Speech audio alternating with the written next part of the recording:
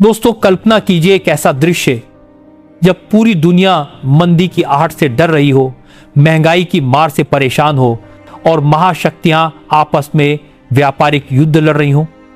उसी वक्त एक तस्वीर चीन की धरती से आती है। लाल कालीन बिछा है, कैमरे चमक रहे हैं और शेर जैसी चाल से भारत के प्रधानमंत्री नरेंद्र मोदी उतरते हैं। यह तस्वीर सिर्फ एक यात्रा की नहीं है, यह तस्वीर उस भारत की है जो अब दुनिया को अपने हिसाब से चलाना चाहता है।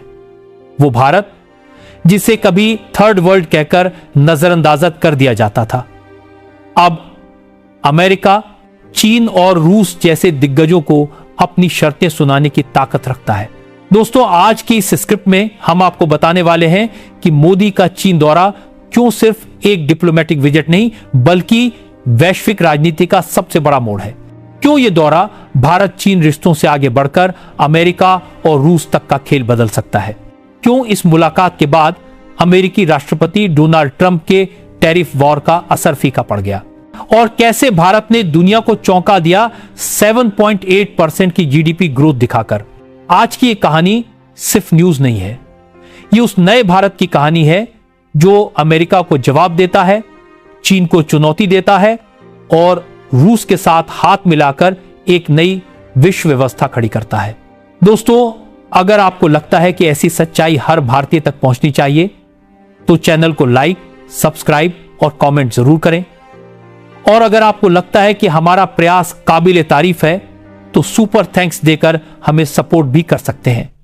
आप सबका दिल से धन्यवाद। साल 2025 का अगस्त, जगत यानजिन, चीन। 7 साल बाद भारत और चीन के शीर्ष नेता आमने सामने बैठे। याद कीजिए, आखिरी बार जब मोदी और शी जिनपिंग मिले थे उसके बाद गलवान हुआ, तनाव हुआ और दोनों देशों के बीच रिश्ते तल्ख हो गए। लेकिन इस बार माहौल अलग था। अमेरिका और चीन के बीच व्यापार युद्ध चरम पर है, यूरोप ऊर्जा संकट से जूझ रहा है और भारत अब उन दोनों के बीच संतुलन साधने वाला नहीं बल्कि समीकरण बदलने वाला खिलाड़ी बनकर उभरा है। मोदी और शी की बातचीत में सीमा विवाद से लेकर व्यापार तक सब कुछ था।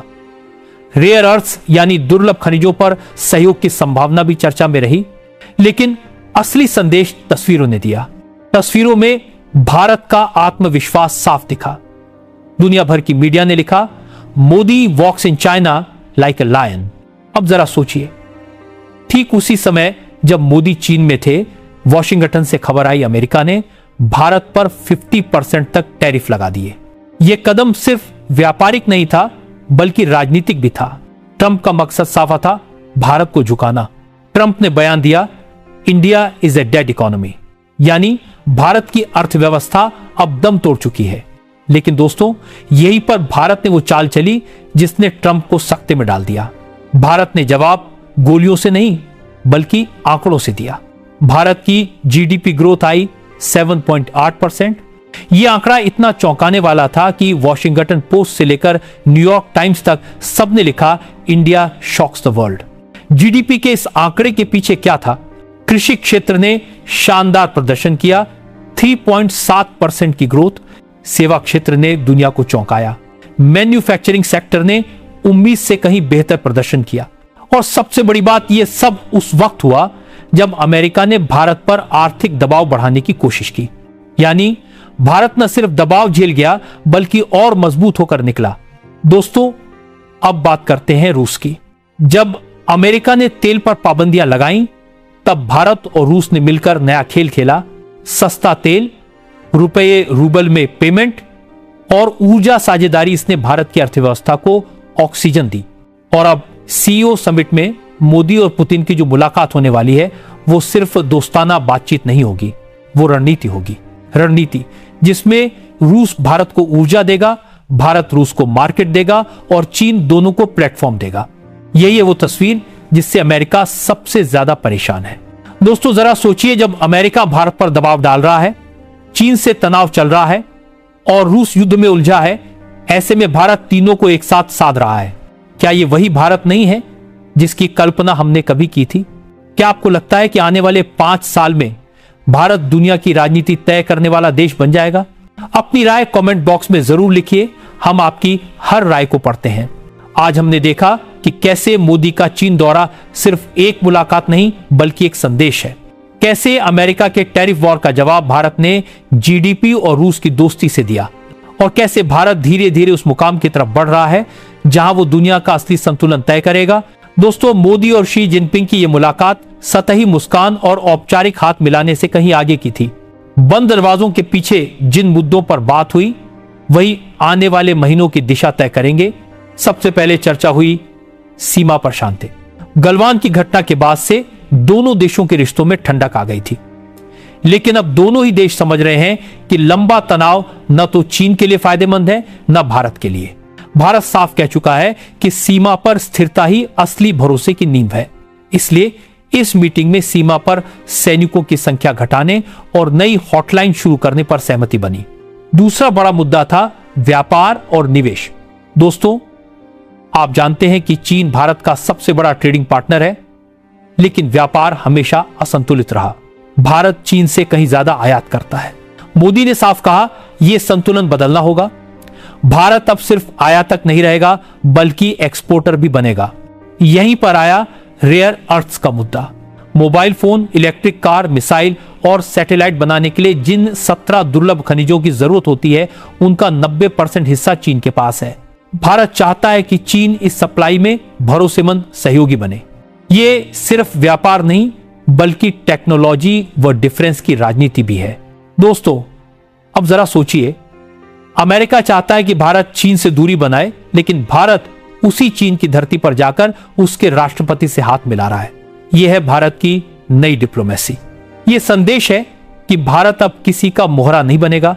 अमेरिका ने टैरिफ दोगुने करके भारत को आर्थिक चोट पहुंचाने की कोशिश की, लेकिन भारत ने उसी समय दुनिया को जीडीपी का आंकड़ा दिखा दिया 7.8%। यानी भारत न सिर्फ दबाव झेल रहा है बल्कि और मजबूत होकर निकल रहा है। ट्रंप को यह संदेश साफ किया, भारत अब उस दौर में नहीं है जब वो वॉशिंगटन की तरफ देखकर अपनी नीतियां तय करता था।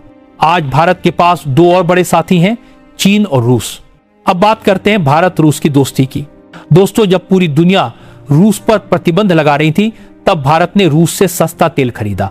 अमेरिका ने धमकी दी, यूरोप ने ताने मारे, लेकिन भारत ने अपनी जनता के हित को सबसे ऊपर रखा। अब यह रिश्ता और आगे बढ़ रहा है। रूस भारत को तेल ही नहीं बल्कि प्राकृतिक गैस और कोयला भी देगा, और पेमेंट डॉलर में नहीं बल्कि रुपये और रूबल में। यानी भारत ने सीधे अमेरिकी डॉलर को चुनौती दे दी है। इस सौदे से भारत को 3 बड़े फायदे मिलते हैं: सस्ता तेल और ऊर्जा सुरक्षा, डॉलर पर निर्भरता कम, रूस के साथ स्ट्रेटेजिक साझेदारी मजबूत। यही कारण है कि स्कियो समिट में मोदी और पुतिन की मुलाकात सबसे अहम मानी जा रही है। दोस्तों, रक्षा क्षेत्र में भी भारत और रूस की साझेदारी मजबूत हो रही है। हाल ही में HAL और जनरल इलेक्ट्रिक का तेजस M-Con सौदा हुआ। यह सिर्फ एक डिफेंस डील नहीं है, ये भारत की अर्थव्यवस्था को भी नई उड़ान देगा। अर्जेंटीना, मिस्र और फिलीपींस जैसे देश भारतीय तेजस खरीदने के लिए तैयार हैं। इसका मतलब है कि भारत अब सिर्फ अपने लिए नहीं बल्कि दुनिया के लिए हथियार बना रहा है। और ये वही भारत है जिसे कभी हथियारों का सबसे बड़ा आयातक कहा जाता था। आज भारत धीरे धीरे डिफेंस एक्सपोर्ट हब बन रहा है। अब बात करते हैं अमेरिका के टैरिफ वॉर की। दोस्तों, ट्रंप ने जो कदम उठाया है उससे आने वाले महीनों में भारत के एक्सपोर्टर्स को मुश्किलें जरूर होंगी। कपड़ा उद्योग, स्टील और ईट सेक्टर को नुकसान हो सकता है, लेकिन असली सवाल यह है, क्या भारत इससे टूट जाएगा? जवाब है नहीं, क्योंकि भारत ने अब अपने बाजारों को डाइवर्सिफाई करना शुरू कर दिया है। आज भारत अमेरिका पर निर्भर नहीं बल्कि यूरोप, अफ्रीका, एशिया और लैटिन अमेरिका में भी अपना माल बेच रहा है। यानी ट्रंप का वार अल्पकालिक चोट जरूर देगा, लेकिन दीर्घकाल में भारत और मजबूत होकर निकलेगा। दोस्तों, अब सबसे अहम सवाल, मोदी के चीन दौरे और रूस की दोस्ती से भारत को असली फायदा क्या होगा? ऊर्जा सुरक्षा, रूस से तेल और गैस, रक्षा सौदे, तेजस मार्क 1A जैसे एक्सपोर्ट्स, टेक्नोलॉजी, चीन से रेयर अर्थ्स और इलेक्ट्रॉनिक सप्लाई, वैश्विक राजनीति में ताकत, अमेरिका को जवाब देने की क्षमता, आर्थिक मजबूती, 7.8% GDP ग्रोथ और निवेश का भरोसा। दोस्तों, ये सारे फायदे मिलकर भारत को उस मुकाम पर ले जा रहे हैं जहां से अब पीछे मुड़कर देखना नहीं है। दोस्तों, याद कीजिए वो दौर जब भारत IMF के दफ्तर के बाहर खड़ा होकर कर्ज मांगता था, और आज देखिए अमेरिका की धमकी को नजरअंदाज करके चीन और रूस के साथ बैठकर दुनिया की राजनीति तय कर रहा है। यही है बदलते भारत की असली तस्वीर। यही है 21वीं सदी का भारत। आज हमने देखा कि कैसे मोदी जी की मुलाकात ने सीमा और व्यापार पर नई उम्मीदें जगाई, कैसे भारत रूस ऊर्जा और रक्षा सौदों से मजबूत हो रहा है, और कैसे ट्रंप का टैरिफ वॉर दीर्घकाल में भारत को और ताकतवर बना देगा। दोस्तों, इतिहास गवाह है कि जब भी दुनिया के 2 या 3 बड़े खिलाड़ी एक साथ आते हैं तो पूरा भू राजनीतिक नक्शा बदल जाता है। आज वही तस्वीर बन रही है। भारत, चीन और रूस तीनों एक साथ बैठ रहे हैं। चीन के पास है उद्योग और टेक्नोलॉजी, रूस के पास है ऊर्जा और हथियार, भारत के पास है सबसे बड़ा बाजार, तेजी से बढ़ती अर्थव्यवस्था और लोकतंत्र की ताकत। तीनों का मिलन सिर्फ एशिया ही नहीं बल्कि पूरी दुनिया की राजनीति को हिला देगा। यही वजह है कि वॉशिंगटन से लेकर ब्रसेल्स तक सब जगह बेचैनी है। यूरोप, जो रूस से ऊर्जा के बिना अधूरा है, वो भारत की तरफ उम्मीद से देख रहा है, क्योंकि भारत ही है जो रूस से तेल ले सकता है और साथ ही यूरोप से भी रिश्ते बनाए रख सकता है।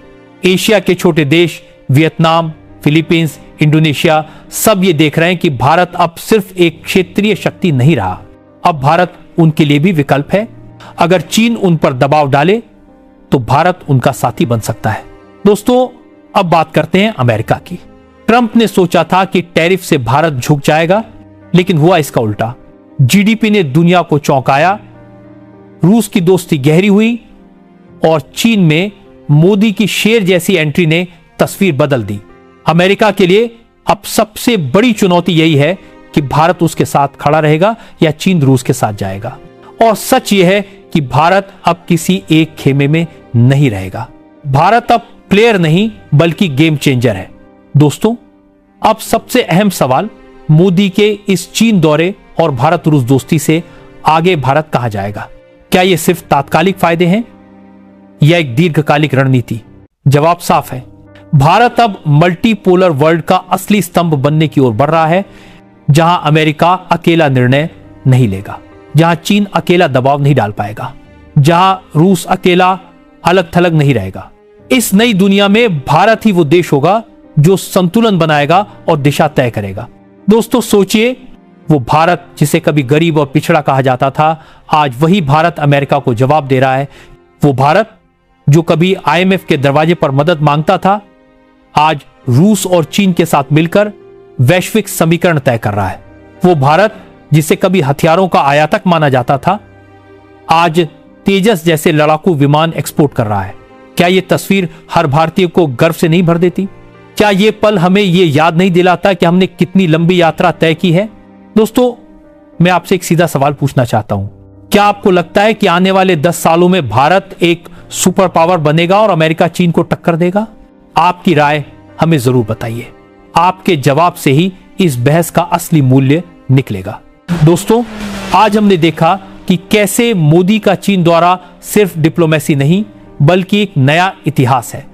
कैसे भारत रूस की दोस्ती ने दुनिया को नया संदेश दिया, कैसे ट्रंप के टैरिफ वॉर का जवाब भारत ने जीडीपी से दिया, और कैसे भारत अब उस मुकाम पर खड़ा है जहां से वो पूरी दुनिया की राजनीति बदल सकता है।